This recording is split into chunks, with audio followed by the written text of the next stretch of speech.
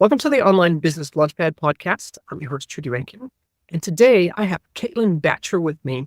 And Caitlin, when she reached out and her team reached out to me just to talk a little bit about what she does, something caught my eye. And it's something that deals with a problem that I think a lot of entrepreneurs have, particularly entrepreneurs who have either got a course and they've launched it, or they're thinking about getting a course or putting a course together and launching it.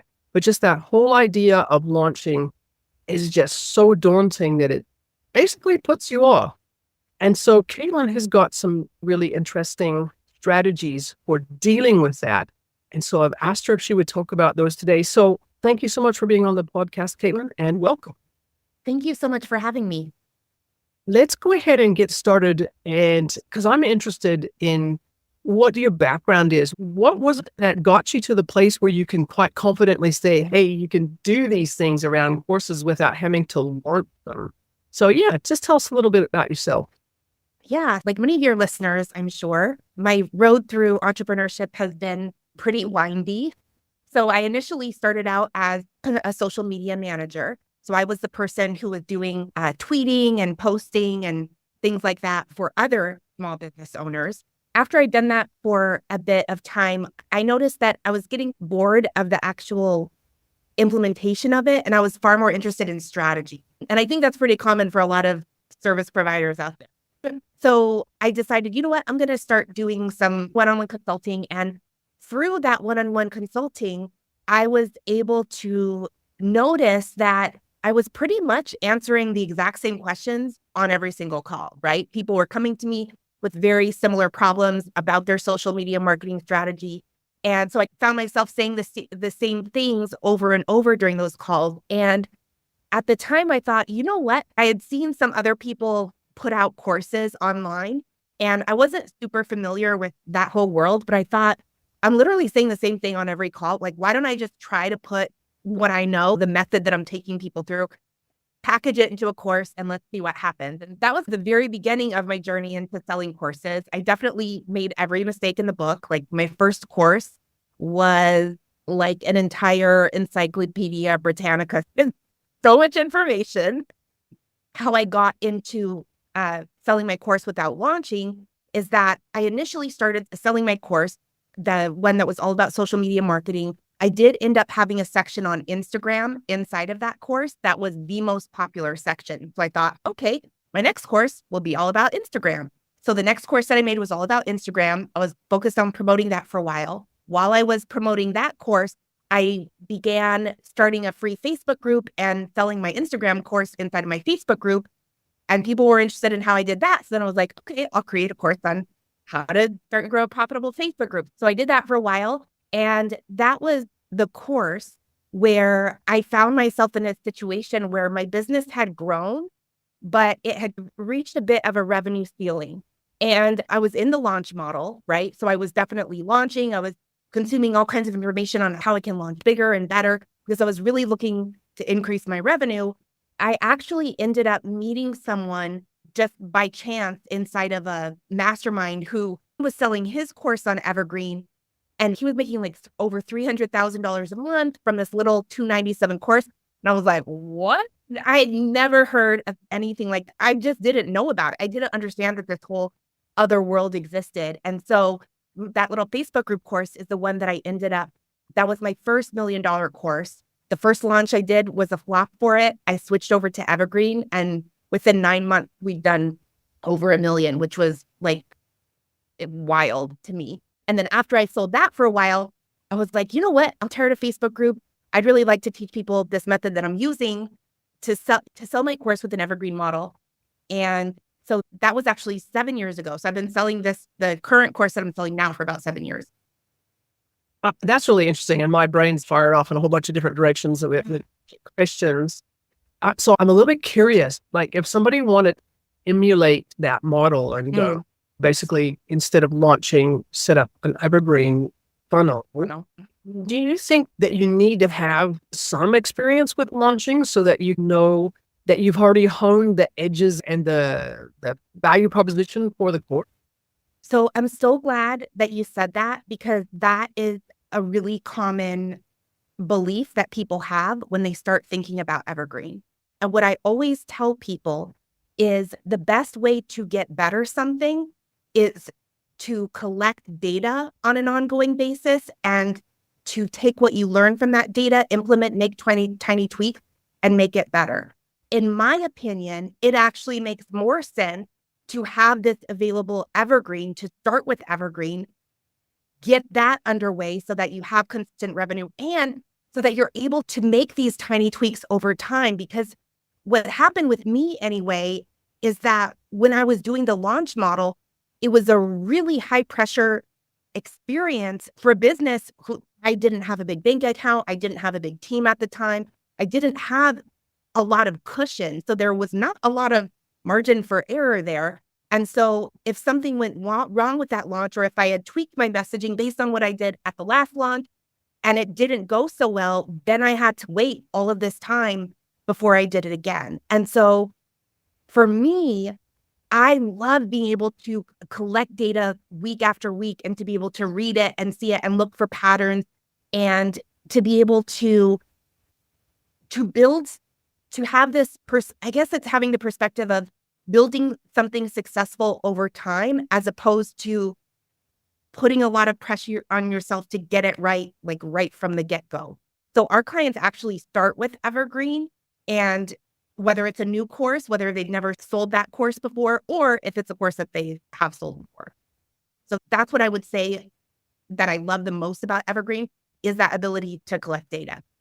So let's dig into that just a little bit more, because I think what you said, I 100% agree with you. Just regularly optimizing, having a habit of going back and regularly optimizing your funnel is really critically important to success. However, I know that a lot of people don't really understand what it means to go in and analyze the data.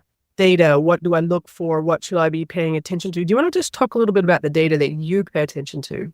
Yeah, sure. So what I want to do also is give your audience like a really simple, no frills way to collect some valuable data it's not necessarily related to numbers, but it's really easy to implement this.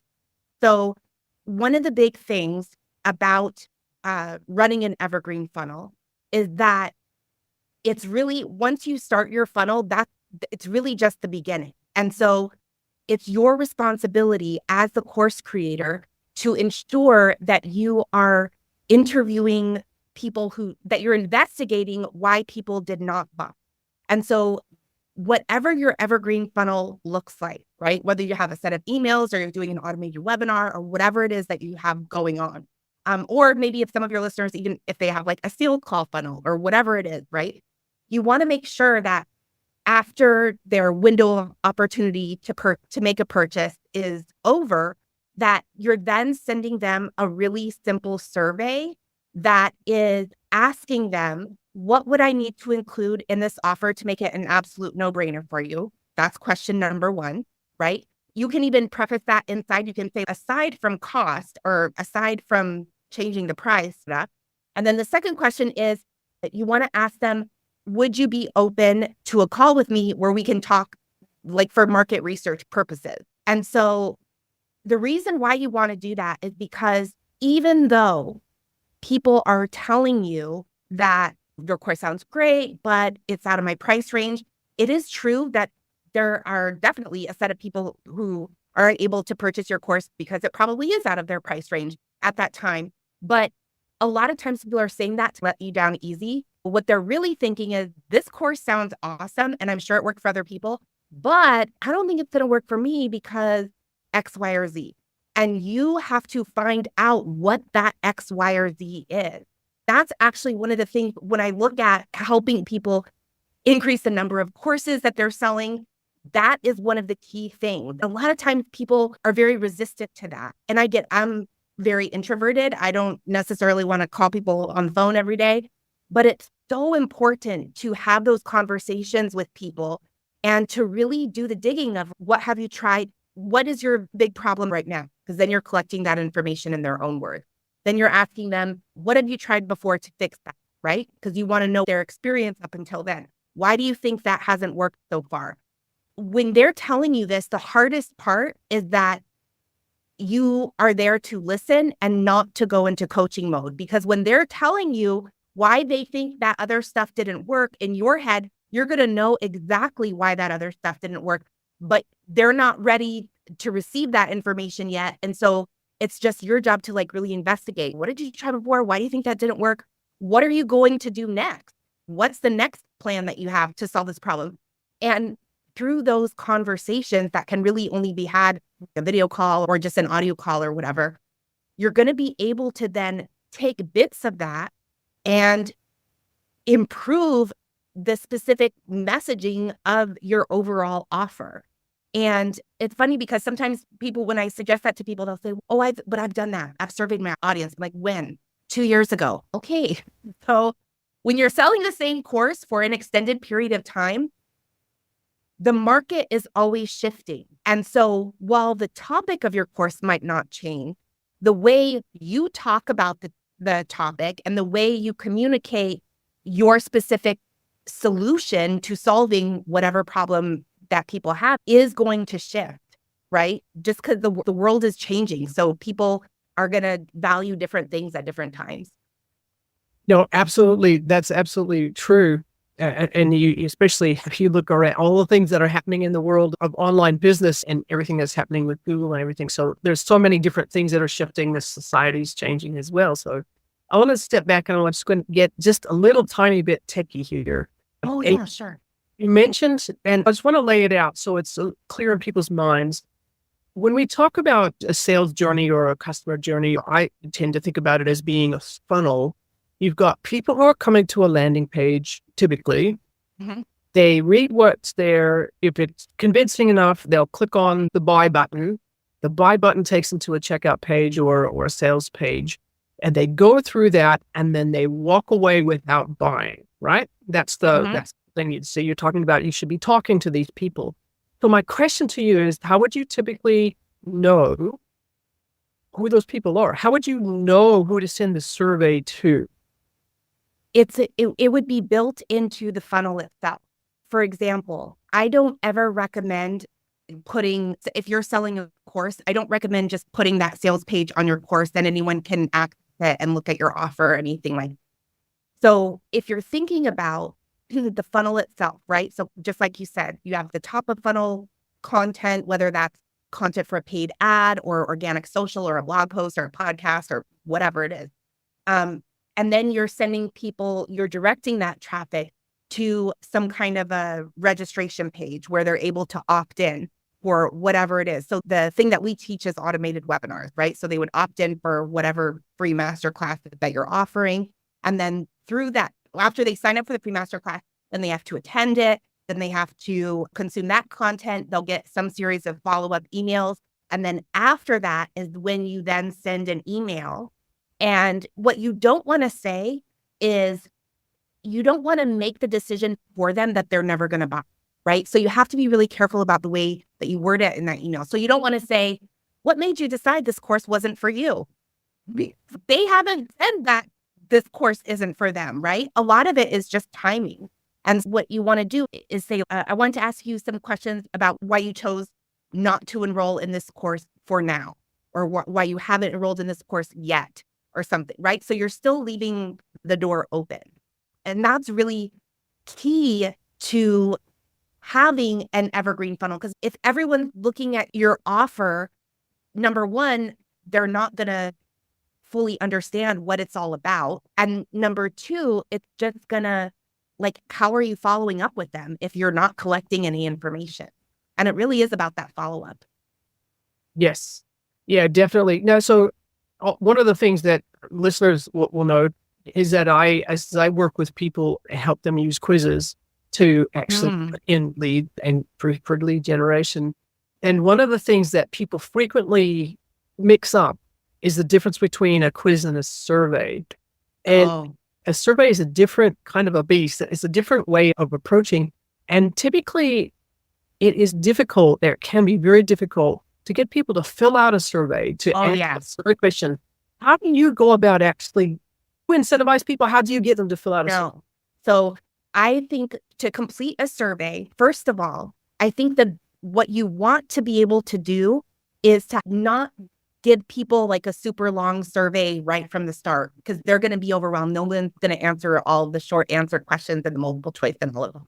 But what you can do is you can have just one open-ended question. If I could wave a magic wand and make the change to this offer, what would it be? And then just ask them for their email. People like to give their opinion.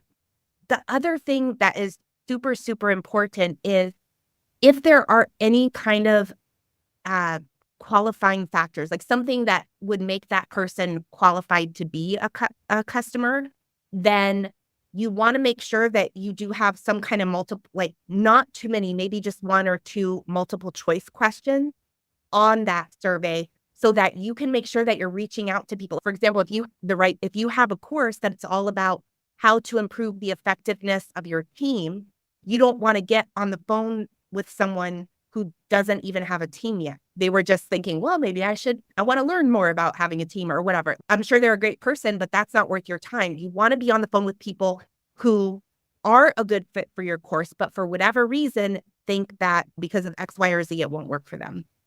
Yeah, that's a good point. Very good point. Because there's nothing more soul destroying than getting excited about getting people in and through and looking at the answers and going, oops, that's not the right person. So I mentioned earlier, there's a couple of scenarios that I've run into myself or other people that I've talked to, other people that I've worked with and helped often face. And that is that they've gone to all the effort and work to create a course. They've done a launch. It hasn't worked very well. Or they've suddenly realized that I have to do this again and again. What would your advice be? What would you say to that person that would help them get to the place where they go, wow, I've now got something that's always on. I don't have to launch it. And it's there in the background working for me. How would you get a person from this place where they're depressed and down in the dumps and feeling absolutely smashed by the thought of having to do another launch to the place where they're actually breathing much, much more freely and the sales are coming in? Yeah. So I'm so glad that you said that and you phrased the question in that way, because there's actually a really good marketing lesson in that. And I think that will be helpful to your listeners. And then I want to come back and answer the question. But it's really important that in my marketing and whoever's listening to this in their marketing, you are creating content that is attracting people who are actively experiencing the problem that your course can solve, and they want to solve it. That piece about, and they want to solve it, is really important, right? And there are a lot of people out there who don't like launching and they're frustrated with it. They're upset. They're down in the dumps, but they don't want to do something else. And that's totally fine, right? But I'm not creating content to try to convince someone that they should stop launching, right? I'm creating content for someone who's already decided, I do not want to launch. I am ready for the next thing. Where is it? And they're actively researching solutions. And I think that when you're running an evergreen funnel, it can be very easy to fall into the trap of creating content for someone who, A, has no clue that they're even experiencing the problem that you're solving, or number two, they're not looking to solve that problem for whatever reason. And so I love that you asked that question, because I think that is one of the most important things that someone can do to increase the effectiveness of even the sales conversion of the funnel itself, is to make sure that when people are signing up for that funnel, that they've already consumed some kind of content from you, whether it's on social media or an ad or a podcast or a book or however you choose to sell content that is really attracting people who are ready to solve that. And then to answer your question, what I would tell people is to really, and this is a hard sell because I never want people to think, oh, and then you come over to Evergreen and then you're drowning in money and everything is great. If you want to switch to an evergreen model, you need to really be prepared to let go of what you learned work in a launch model. Because if you are thinking that all you have to do is do a bunch of live webinars, take that live webinar, put it into an automated funnel, you're going to be faced with the harsh reality that you may get a couple sales from that, but there's no way that is going to scale over time, because the buying experience inside of a live launch is very different for the prospect than buying inside of an automated funnel. And so it can be tricky sometimes for people if they start Evergreen and they're like, oh, well, I'm just going to take what I knew from launching and put it there. It doesn't work that way. There are different things that you're doing in a live launch. One of the big examples that I can think of is, for example, if you're doing a live webinar, part of the content that you have in there is designed to spark questions and curiosity and to get people, not to get people confused, but to get them to a point where they're like, well, hold on a minute, what? You want to make sure that you're really generating curiosity for them, helping them feel curious. When you have an automated funnel, they cannot be confused because nobody is there to answer their questions. And they're watching an automated webinar. And so it can feel daunting because some people are like, well, I did a live webinar, but then I tried to evergreen it and it didn't work for me. So I guess my audience just doesn't buy Evergreen. It's not that your audience didn't buy Evergreen. It's that you had a great webinar that maybe converted great live. But when you try to put that in a funnel, people are just confused. They don't know what you're talking about and they can't ask any questions. That's a really good point, because there is a very specific way of approaching the live launch type of model. I have experienced evergreen funnels where you go in and you do watch a pre-webinar, which gently and softly sells the course and things like that. And there are varying degrees of sophistication that come with that. Some of them are more effective than others in selling a particular course. That's interesting. I should plug myself and just think about how that could be made more explicit in terms of things that are said to people. In your experience, when you're seeing these two different approaches, the live versus the evergreen, what would you say would be the biggest mistake that people make in trying to implement an evergreen? So I would actually say that the biggest mistake people make is they're taking live launch strategies and they're trying to put them into an automated. I can give you another example, right? A lot of times, if you're doing a live launch, you might have a few different tiers. So you might have a course, maybe like the platinum version comes with additional coaching calls. Maybe they can buy like the basic version that comes with a community, and then maybe another version that's just like DIY or whatever. You cannot put something like that on Evergreen and expect it to be profitable, because again, it's too many questions. It's so hard to keep people's attention. And if you put them in a situation where they're like, oh, I'm interested in learning more, so they watch your masterclass or on their sales page and they're seeing all these different offers, it's confusing. And now they have to make another decision. They're just going to check out.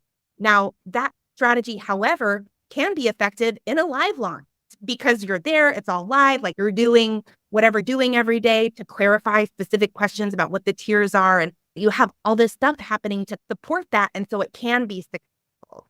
But it really is about just simplifying things down to the basics. You mentioned the fact that in an evergreen funnel, and it's very true, there's nobody there to answer the questions. Would you typically say that the information that's wrapped around that evergreen funnel has to be much more detailed in terms of dealing with objections, answering questions, all that sort of thing? How do you do that in a way that's clean and elegant and simple? Yeah. And so I'm glad you said that, because the other side of things is that you don't want to be overly detailed, right? Because there's a difference between detailed versus effective.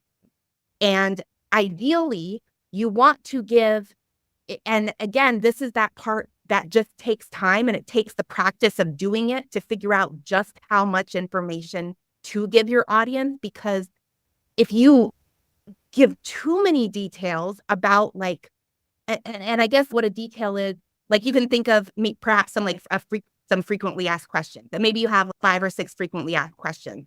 Well, you could get really detailed and put 30 frequently asked questions like on the page, but it ends up being overwhelming for people. And so by having the funnel running and collecting feedback and watching what people are emailing you in about, because even though you're not there to answer questions live during that webinar or whatever it is that you have happening, people are still going to find you and ask you a question. They're going to email you or they'll send you a DM or whatever. And so that's when you have to weigh like which objections you should prioritize on being the most vocal about overcoming, right? And to not really, it's interesting because I definitely, when I work with clients, there's definitely some people who they cannot focus on any detail. Anything, they just need big picture. They'll get so overwhelmed.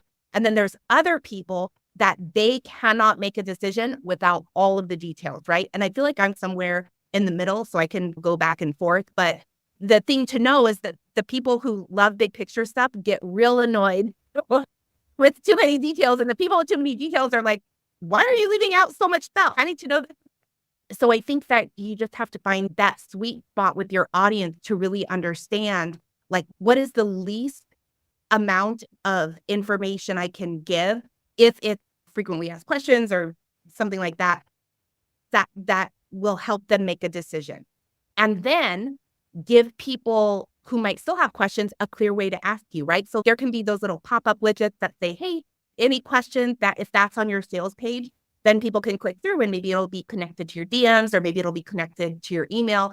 So you might not be able to get back to them instantly, but you can get back to them.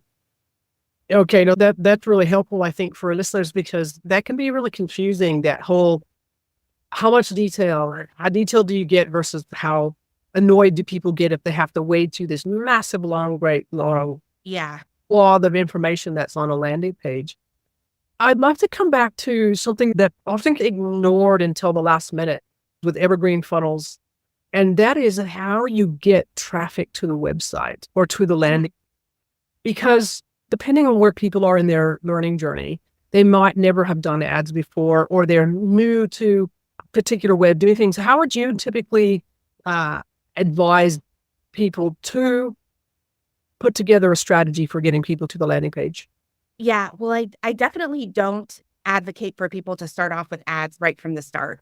It can be really stressful. It adds a different kind of pressure, right? Because it's not just pressure of, oh, I want to make more sales. It's, I have money going out the door that's feeding the traffic.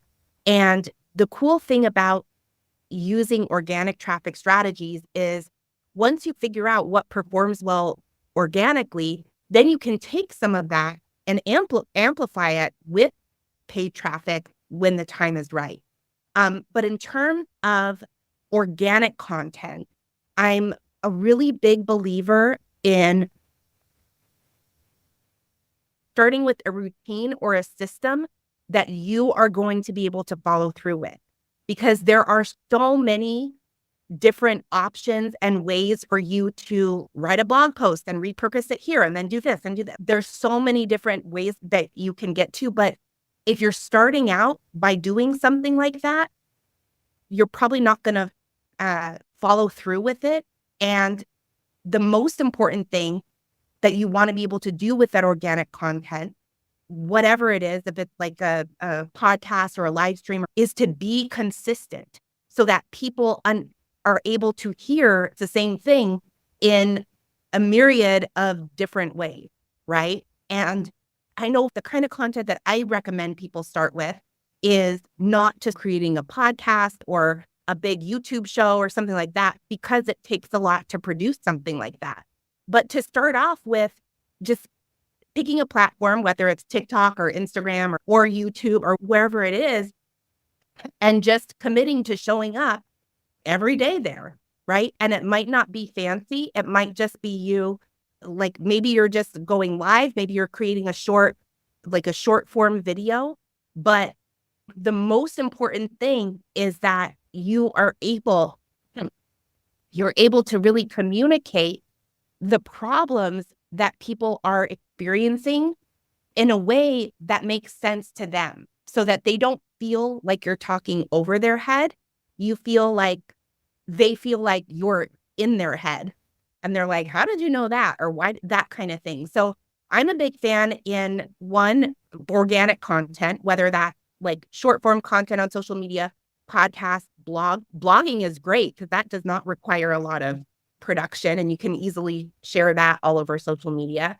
And then the other thing that I would say that is really helpful is relationship marketing. So networking with other people, leveraging their audiences. They can be, whether it's like they're a one-time affiliate for your program or whatever, you're not paying someone until the sale is already made. So it's less risky than paying for ads up front and then hoping that make a sale. And those relationships are great. Like you can grow so quickly by, and again, once you have some kind of automated funnel or something built out, it's easy for other people to share it. It's not, and they can do it at a time that's right. They don't, like if you're on the launch model and you're like, well, I would love for you to be an affiliate, or I would love for you to share this, but you have to do it July 13th through 21st. They're like, well, I can't do it then. Then they're just out of luck. Actually, that's a really good point. And I'm smiling a little bit to myself because at the moment I'm doing a collaboration with somebody where we're basically going through all of those questions and things like that, live trainings versus evergreen trainings and all that goes with that. I have a lot of questions, but we have time for probably one more. And basically, I'm curious. I've heard this strategy on another podcast, and it's been sitting in the back of my mind. The strategy is that you use affiliates to drive people to your course, whatever. But the different part of the strategy is that you give that affiliate either all of the revenue from the sale or most of the revenue from the sale as a way of building a list. So this would be a strategy that you're probably getting started. Have you ever used a strategy like that? Or what do you think of that as a strategy?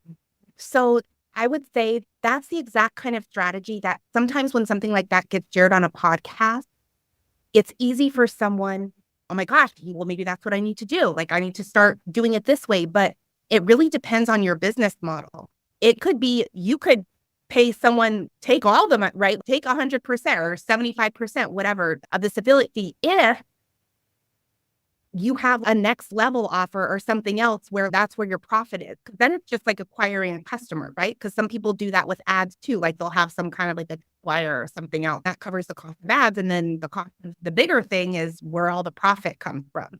There's so many nuances to that. And what I don't want for people to think is that now I need to create a next level offer and a this and a that, or what I call these things. You can get to $1 million by selling one course with one funnel consistently over time, like being able to make little tweaks every week. It's not like you're just setting it and forgetting it from the beginning. But so that would be my thing. It's basically, what is the cost to acquire customer? What's the lifetime value? And so potentially that could make sense under a very specific set of conditions. Yeah, exactly. And I think going down the affiliate route or having affiliate partners who promote your stuff is a bit of a next level strategy. Know what you're doing, and you have to have already done a certain amount of work on your course and your funnel for it to actually work. But it is an interesting strategy. And I think it's always worth thinking about, well, what's the best way to build my list of people? At what point in time would I use a strategy like that? Doesn't even make sense for what I'm offering. That's been really interesting, Caitlin. I'm fascinated. Like I said, we could talk about this stuff for a very long time. Could ask lots of questions. If people are interested in finding out more about how you can help them or want to get in touch, where would they go? So we do have a free masterclass called How to Generate Launch-Sized Revenue Without Launching. And you can also, if you go to my website, CaitlinBacher.com, you can find that there. I do have a podcast. It's a short podcast. The episodes are like 10 minutes, and it's just me going on about different topics every other week or so related to sales and marketing and Evergreen. But yeah, so CaitlinBacher.com. Excellent. All right. I will make sure that those links get put up in the show notes. Thank you so much. It's been really interesting, and I know that the listeners will get a lot out of it. Thank you for being on the podcast. Thank you so much.